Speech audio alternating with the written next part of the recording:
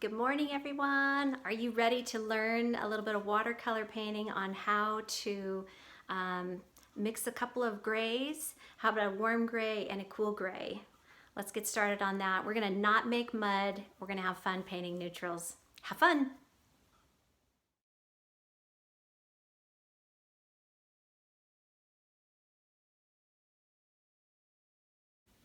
Okay, everyone. So if you've had a class with me in Ben before, we did this color mixing power grays chart. I'll be working off of that chart today to create, help you create two neutral grays, one being a warmer gray, one being a cooler gray. And so when you're painting these grays, it's nice to find neutrals that you really love. When you mix them together, they create this beautiful neutral color rather than a muddy mix, and then base your painting off of those neutrals. That's a really nice way to do it. So don't start with a painting and then have all these other colors and then suddenly come in with these colors to mix your neutrals. You want to only limit your palette to about 3 to 5 colors. And so if you start off with something that you know is going to be a gorgeous neutral and build the painting from there, that always works brilliantly.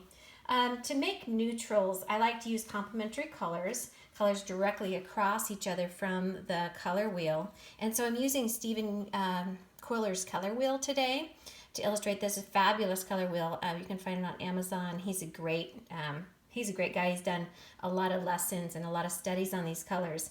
And so today I'm basically using a warm mixture of cobalt blue and and a red. And so it's a warmish red. So cobalt blue is over here on the color chart, and then vermilion red is over here on the color chart. So basically opposites. And then the other one is going to be a red and a green, and that is a little bit of a cooler red. We're going to do with quinacridone red right here, and opposite over here is going to be, I'm using Windsor green. So I'm going to go opposite here, and we'll see what beautiful grays we can create.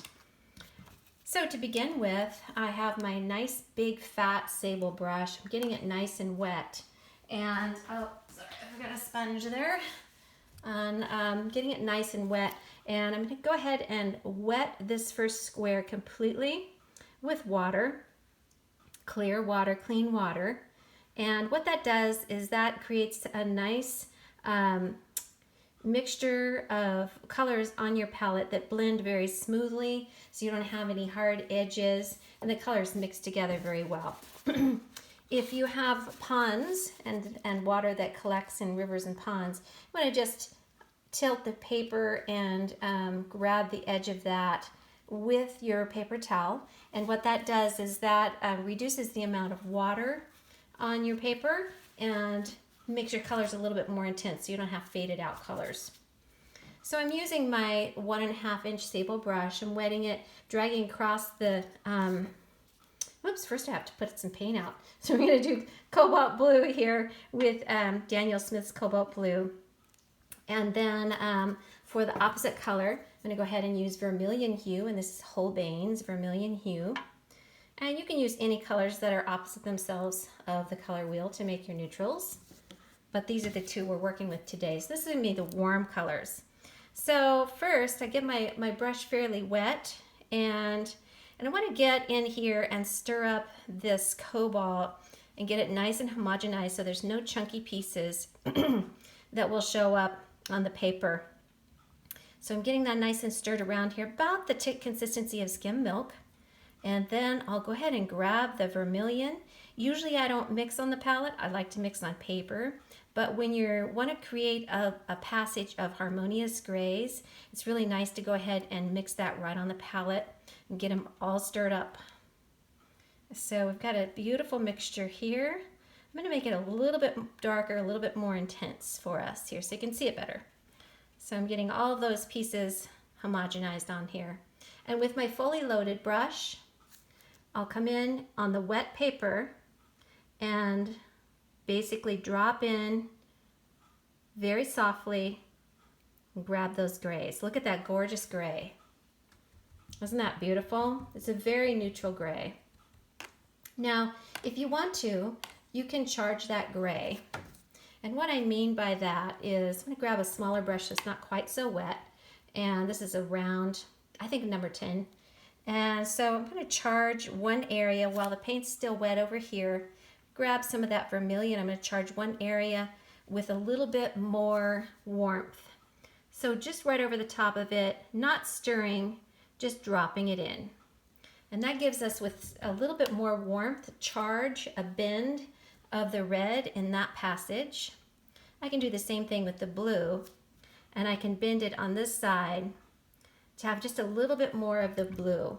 So in this way you can create variation on your paintings. In a neutral passage you can have it bend a little bit more towards the red, a little bit more towards the blue, and all ranges in between here, and create a gorgeous neutral blend. Okay, so we're gonna let that sit for a bit. And now let's go ahead, I'm gonna flip this over. Let's go ahead and do the green and the red. So this is Windsor green. A touch of that. It's very strong, very powerful green. It takes over, it takes charge of everything. But this red does too. So this is Quinacridone Red by Daniel Smith. And now I'm gonna do the same thing. I'm gonna rinse my brush off. It's ideal to change your water right now, just because you don't want to have any color tints in there. But I'm gonna go ahead and use this anyway. It's not too dark. As you can see, it looks fairly clear. So I'm doing the same thing on this side. I'm gonna make our cool passage here. It's just a little bit cooler. Red's a little bit of a cooler color, and this green is a little bit of a cooler green. So I'm gonna make a nice neutral out of those complementary colors, okay? So first I'm going to grab some of the red, stir it around, get it nice and homogenized. And you can see again, it's about the consistency of skim milk. And grab some of that green. And I'm gonna be careful here. I wanna watch how much green and red I have in this mixture so that they don't, overpower each other. I really want kind of a mixture between the two, like they're balancing each other out. Now you can see it's going a little bit towards the purple, and that's because this is Windsor Green Blue shade. So there's more blue in this than there is, let's see if I've got green. There's more blue in it than there is yellow. So it's going to go a little more on the purple side. So I'm grabbing more of that green, stirring it up. Now with a fully loaded brush, coming over here into this wet area. We've got a big puddle of water there. Laying this color down, and you can see that this color is different from the other color. Like I said, it's a lot more purple, but it's gorgeous. Who would have thunk mixing those two colors together would make that color? So we're going to charge the top of this again with a little bit of the Quinacridone Red. Just lay it in here. Charging is basically laying a color in without stirring on top of another color while that color is still wet. We'll do the same thing with the green. Get a little bit more water. You don't want to have a dry brush here because you don't want to stir that paint up too much. And there we go with that color. We'll just do a little bit of a mixture in that. We'll see how that darkens up if you scrape into it. And there we have it. So two neutral grays, this one being a little bit on the warmer side, this one being a little bit on the cooler side. Cobalt blue and vermilion, Windsor green and Quinacridone Red. Try it with a bunch of different colors, complementary colors, and see what you come up with. Make a little chart. And let me know how you do. You guys, I hope you enjoyed your day. Hope you enjoyed the lesson. And we'll see you next time. Bye-bye.